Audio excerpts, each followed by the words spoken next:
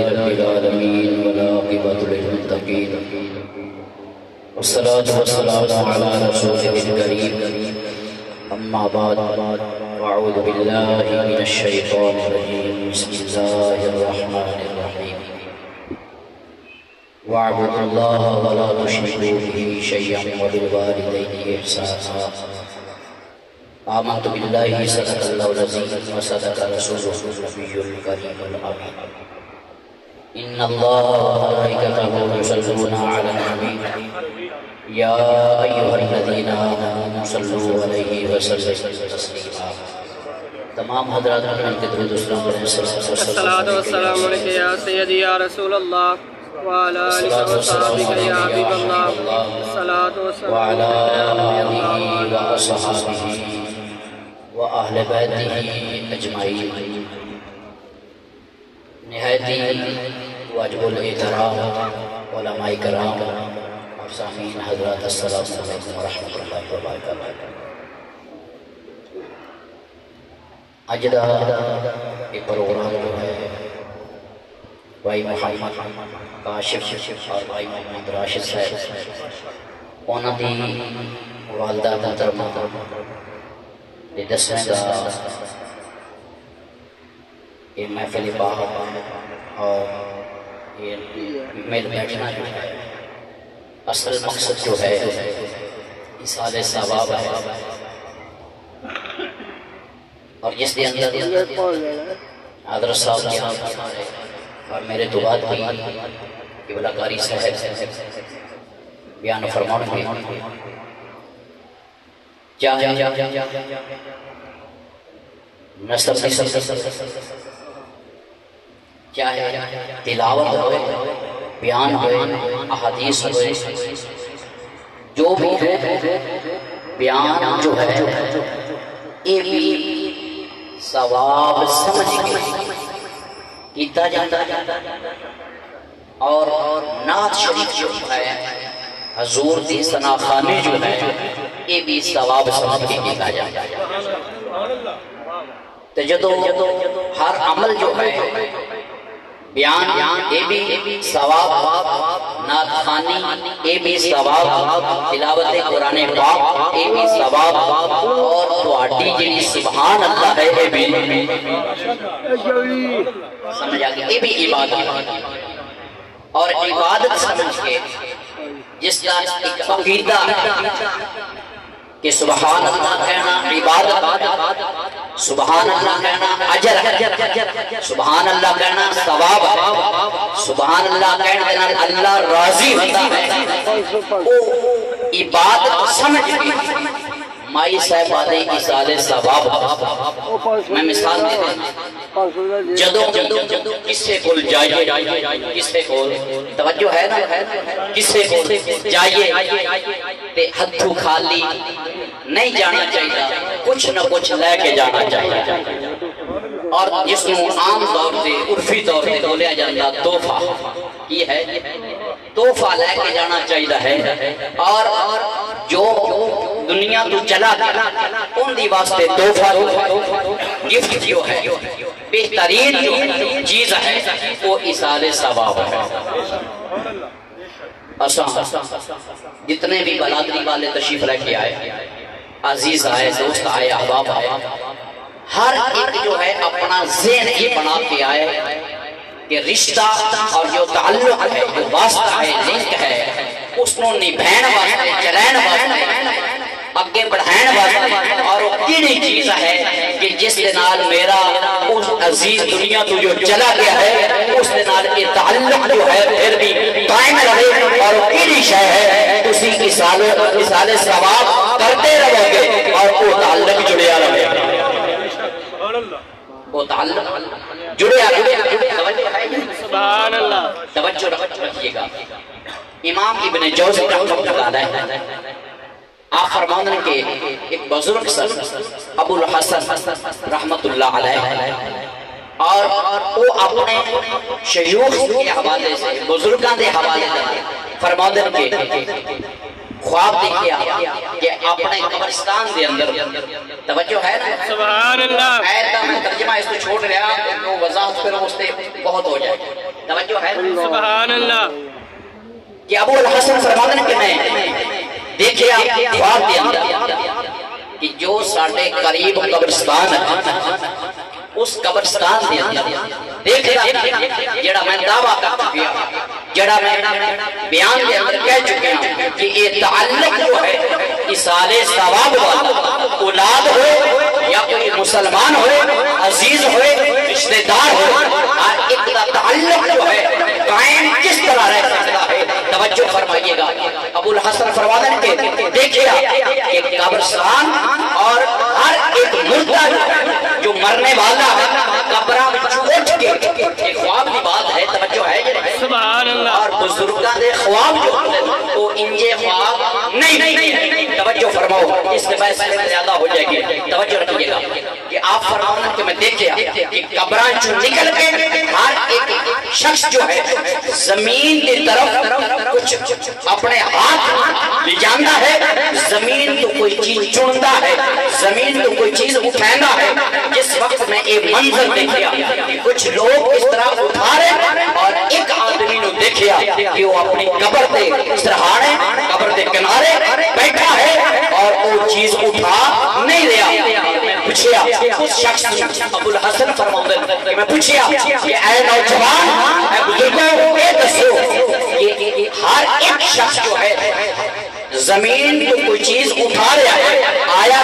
یہ اٹھاتے کیا ہے اور آپ کیوں نہیں اٹھاتے وجہ کیا ہے اس بزرگ نے فرمایا وجہ یہ ہے کہ ہر جمعرات جب آتی ہے رات جمعرات کی رات اور یہ اٹھانے والے جو ہیں یہ دنیا سے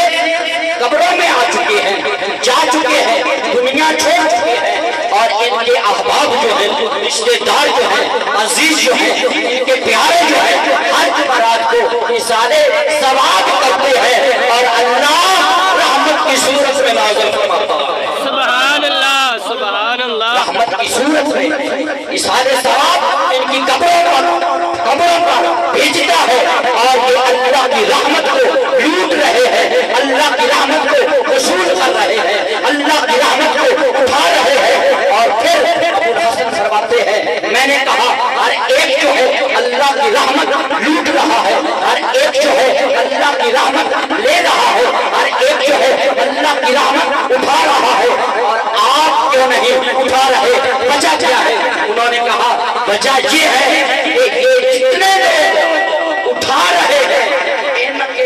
ان کے عزیز جو ہیں وہ اصال ثواب کرتے ہیں یہ اٹھاتے ہیں اور میرا ایک بیٹا ہے سبحان اللہ سبحان اللہ ایک بیٹا ہے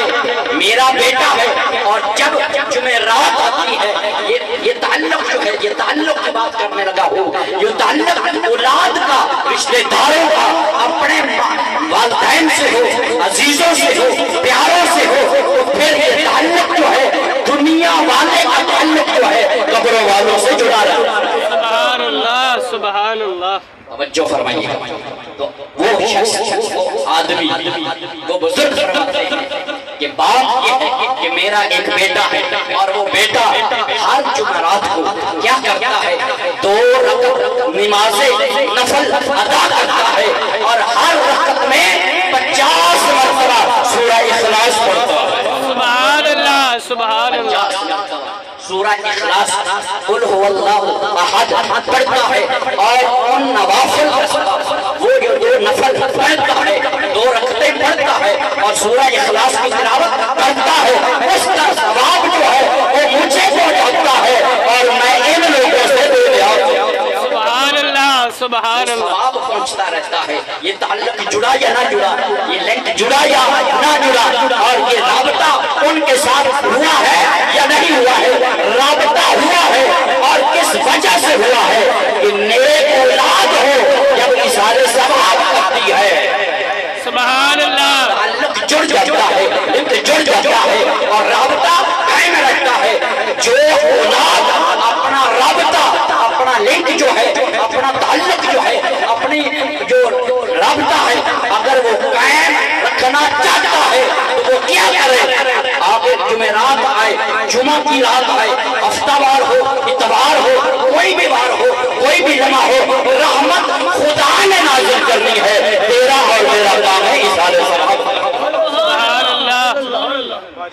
اور توجہ فرمائے، ابو الحسن فرماتے ہیں پھر اس نے یہ کہا کہ 2 رکعتیں پڑھتا اور ہر رکعت میں 50 مرتبہ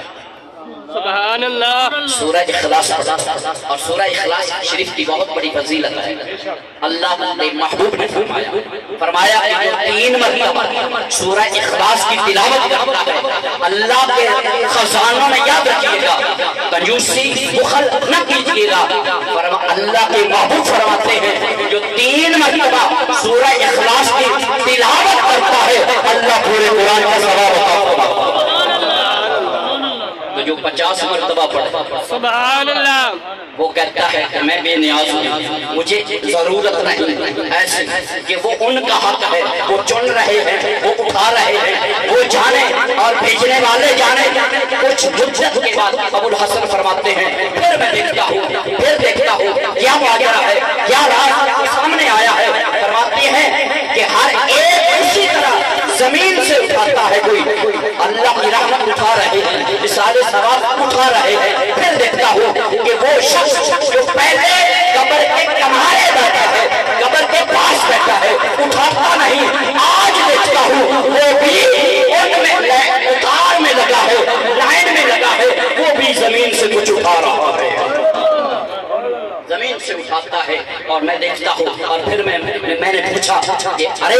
آپ یہ بتائیں کہ کچھ مدت کے پہلے آپ بے نیاز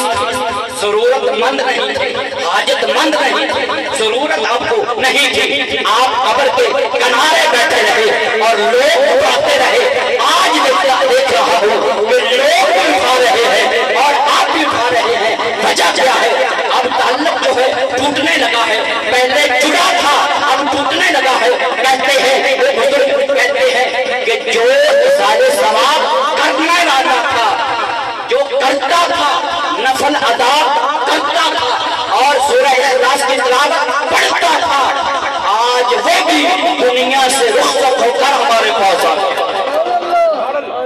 اس کا بھی وصال ہو گیا ہے اور وہ رابطہ جو ہے وہ کٹ گیا ہے، وہ تعلق جو ہے وہ کٹ گیا ہے۔ ارے نیک داد ہو اور جب بھی قرآن پڑھے، سورہ فاتحہ پڑھے، سورہ اخلاص پڑھے، بسم اللہ شریف کی تلاوت کرے، یہ ماپیاں کا حق ہے اور اولاد کا حق ہے، اولاد کا بھی حق ہے۔ ادھر بسم اللہ کی تلاوت ہوگی، سبحان اللہ سبحان اللہ، رحمت ہوگی، کرم ہوگا، فضل ہوگا۔ یہ اپنے اپنے عقائد کی بات ہے، اپنے اپنے نظریات کی بات ہے، اپنی محبت کی بات ہے۔ جو اپنے والدین سے محبت کو قائم رکھنا چاہتا ہے، بات آپ نے سن لی ہے کہ ادھر پڑھنے والا جو ہے پڑھتا ہے، ادھر رحمت نازل ہوتی ہے۔ سبحان اللہ توجہ ہے یہ؟ سبحان اللہ، ان کا دل ان کو ستانا، ان کو پریشان کرنا جو ہے وہ بات مشہور ہے، اگر سنانا چاہتے ہو توجہ فرمائیے گا۔ حضرت جریج بخاری شریف کے اندر یہ حدیث پاک موجود ہے اور مسلم شریف کے اندر یہ حدیث پاک موجود ہے کہ حضرت جریج یہ حضور کی امت سے پہلے کے بزرگ ہیں، بنی اسرائیل میں ہیں یہ بزرگ، توجہ فرمائیے گا، بنی اسرائیل کا بزرگ ہو اور وہ عبادت گزار ہو، عبادت گزار ہو، توجہ رکھیے گا، عبادت گزار ہو اور ماں بلاتی ہے کہ جریج میری بات سن۔ 3 دن جاتی رہی اور حضرت جریج عبادت میں مشغول رہے، عبادت میں لگے ہیں۔ اور حضرت جریج کہتے ہیں میرے دل میں یہ خیال آتا رہا، توجہ فرمائیے گا، خیال کیا ہے؟ ایک طرف اللہ کی نماز ہے، ایک طرف ماں کو پکار رہی ہے، ایک طرف اللہ کی پکار ہے، دوسری طرف ماں کی پکار ہے، اور ماں کی بات کو، ماں کی آواز کو ترجیح دوں یا خدا کی فرمان کو ترجیح دوں؟ تو حضرت جریج کہتے ہیں میرے دل نے یہ فیصلہ کیا کہ ادھر اللہ کا حکم ہے، اللہ کے حکم کو پورا کرو۔ 3 دن ایسا ہوتا ہے جب تیسرا دن آیا، ماں کی بات، والدین کی محبت، والدین کا حسن سلوک، ان کے ساتھ محبت اور پیار اور حق جو ہے، ایک طرف اللہ کی عبادت ہے، دوسری طرف ماں پکار رہی ہے، ماں صدا دے رہی ہے۔ توجہ فرمائیے، 3 دن گزر گئے۔ جب 3 دن گزرتے ہیں تو حضرت آپ کی والدہ جو ہے حضرت جریج کہتی ہیں، اے جریج، اللہ کی بارگاہ میں عرض کی کہ باری تعالیٰ، میرا بیٹا اس وقت تک نہ دنیا سے رخصت ہو جب تک یہ کسی فحاشہ کا چہرہ نہ دیکھے، کسی فحاشہ کا چہرہ اور عورت کا چہرہ نہ دیکھے، اس وقت تک یہ دنیا سے رخصت نہ ہو، اس وقت تک دنیا سے اس کا کوچ نہ ہو۔ توجہ فرمائیے گا، ادھر کیا ہوا؟ ادھر ماں کے منہ سے الفاظ نکلتے ہیں اور ادھر وہ قبولیت کا شرفہ چھوڑ کر گئے، ادھر قبولیت۔ اور کیا ہوا؟ ایک فحاشہ عورت تھی اور اس نے کسی کے ساتھ بدکاری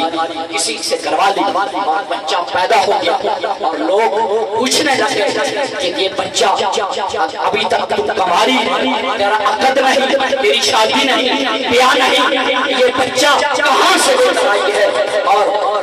وہ بول یہ جو بچہ میں اٹھا رکھا ہے، میری گود میں ہے، یہ بچہ جریج کا ہے جو عبادت گزار ہے، اللہ کا فرما بردار بنا بیٹھا ہے، یہ بچہ اس کا ہے۔ لوگ کاش میں آئے، غصے میں آئے، اور غصے میں آ کر جریج کا عبادت خانہ جو ہے، عبادت کا جو ہے وہ کھیڑ دی، اس کو مٹھا دیا۔ مٹھایا، آپ پوچھتے ہیں لوگوں سے، بتاؤ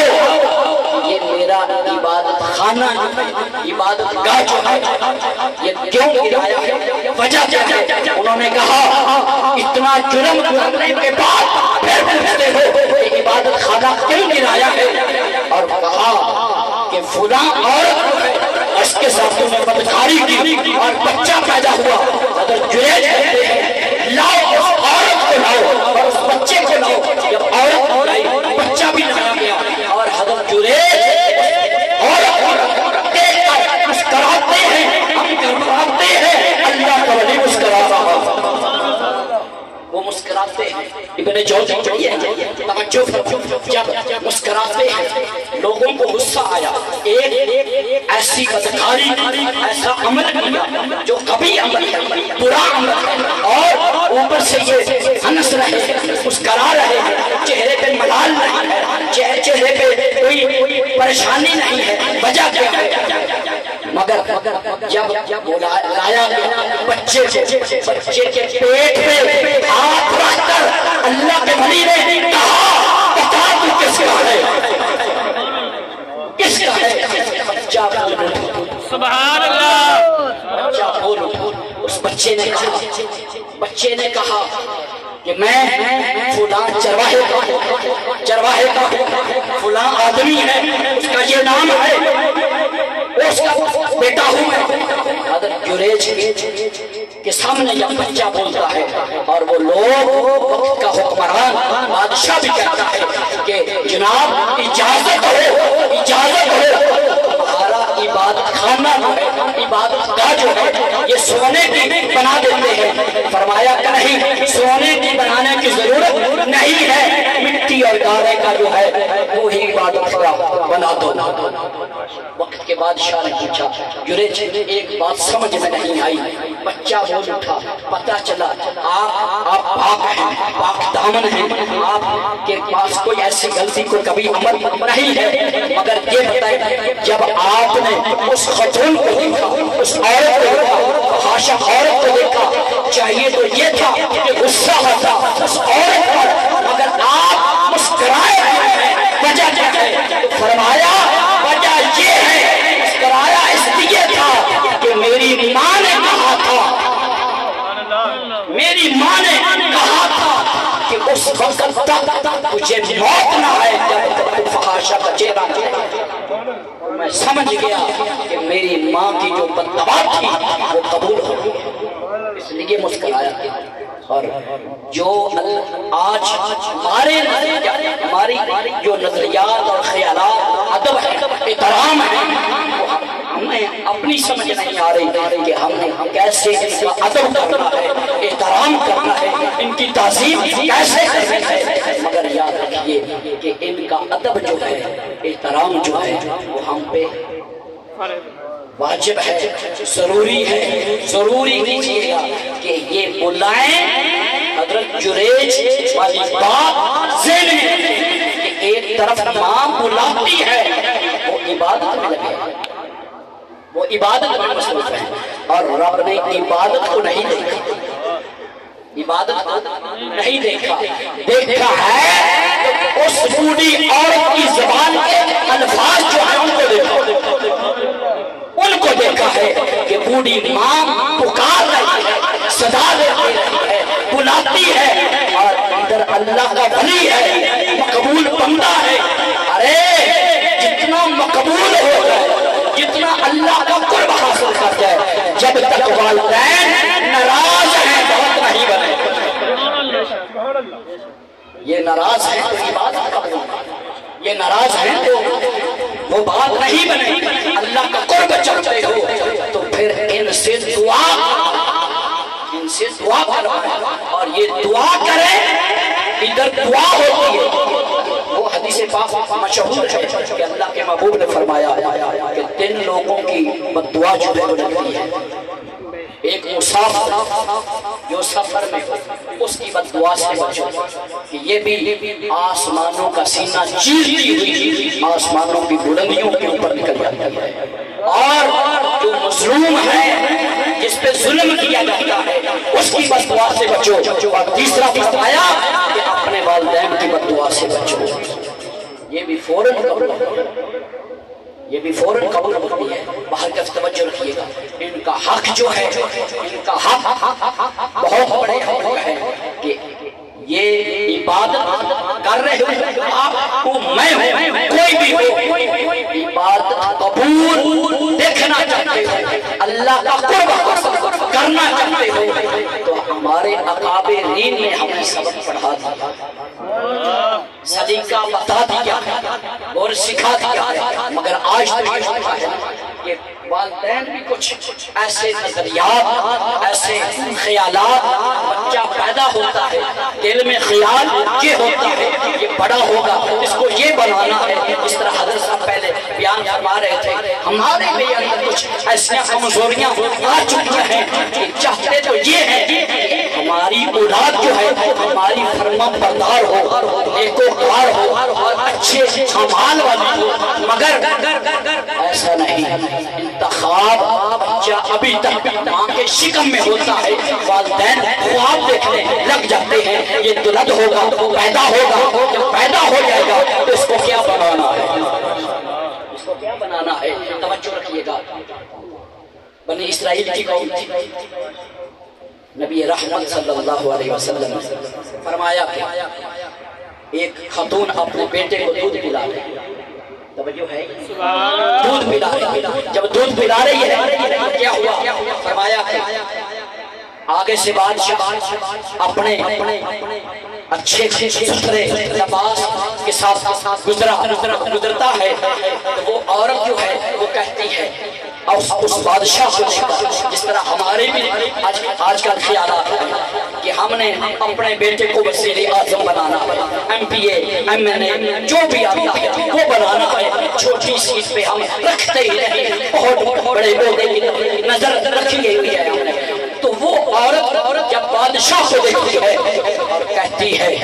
کہ اللہ میرے اس بیٹے کو جو دودھ پی رہا ہے اس بیٹے کو اس بادشاہ جیسا بنا دے، اس جیسا بنا دے۔ اس عورت اس بچے نے دودھ چھوڑا، ستان چھوڑے، چھوڑ کر ماں سے مخاطب ہو کر کہتا ہے ادھر اللہ کا ذکر کرنے لگتا ہے، کہتا ہے اے اللہ مجھے اس بادشاہ جیسا نہ بنا، مجھے اس جیسا نہ بنانا، پھر دودھ پینے لگ گیا۔ حدیث پاک میں تو یہ ہے کہ جب حضور حضرت سیدنا ابو ہریرہ فرماتے ہیں جب حضور یہ فرمان ہمیں سناتے تھے تو ساتھ حضور اس کی بچے کی نقل بھی اتارتے کہ ایسے وہ دودھ پینا. حضور اپنی انگلی پاک جو ہے شہادت کی انگلی جو ہے اپنے منہ میں ڈالتے کہ وہ بچہ ایسے پھر دودھ پینے لگ جاتا. توجہ فرمائیے گا. اور پھر جب اس نے دوبارہ نوش کرنا شروع کیا, پینا شروع کیا, پھر کیا ہوا؟ اس کے بعد پھر ایک عورت گزرتی ہے اور اس عورت پہ لوگوں نے تانا بھی اور الزام لگا رکھا ہے, تانے دے رہے ہیں, گالی گلوچ دے رہے ہیں, چوری کے الزامات لگا رکھے ہیں. اور عورت پھر بول اٹھتی ہے, کہتی ہے اے اللہ, وہ دودھ پلانے والی عورت جو ہے وہ کہتی ہے اے اللہ میرے بیٹے کو اس عورت جیسا نہ بنانا. اور بچہ پھر شیر پستان چھوڑ کر کہتا ہے اے اللہ مجھے اس عورت جیسا بنا دے, عورت جیسا بنا دے. جب اتنی بات آئی اور ماں اور بیٹا جو ہے ان کا تکرار ہوا, آپس میں بحث ہوئی کہ وجہ کیا ہے. اتنا اچھا انسان, اچھے کپڑوں والا اور اچھی سواری پہ سوار تھا, وہ کہتا ہے کہ اللہ اس جیسا نہ بنا, اس عورت جیسا بنا. اور وہ بچہ بول کر کہتا ہے اے ماں وہ تیری نظروں میں اچھا تھا اور خدا کی نظروں میں مقبول نہیں مردود تھا.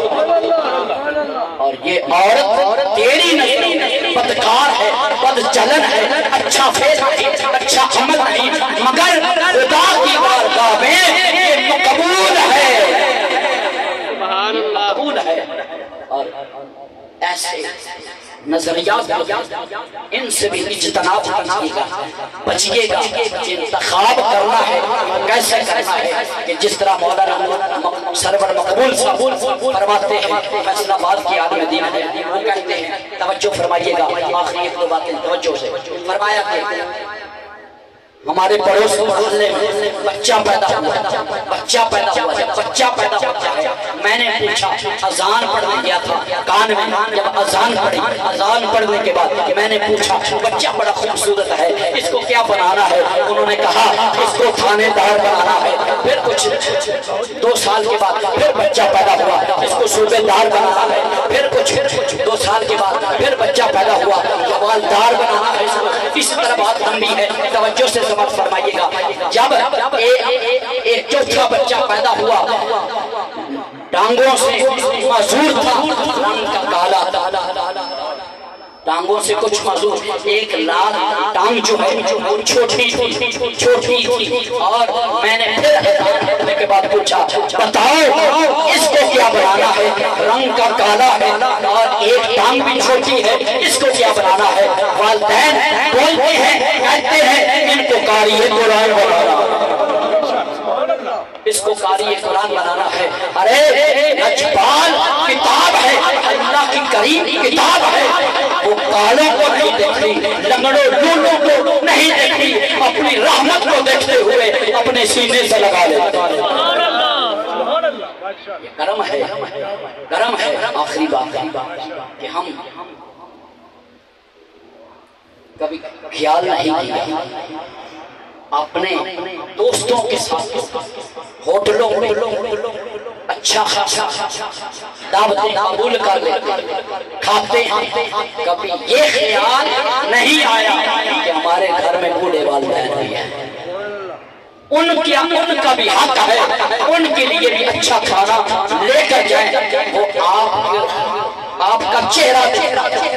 آپ کے چہرے کو ترستے ہیں, آپ دوستوں کے ساتھ پھرتے ہیں. ارے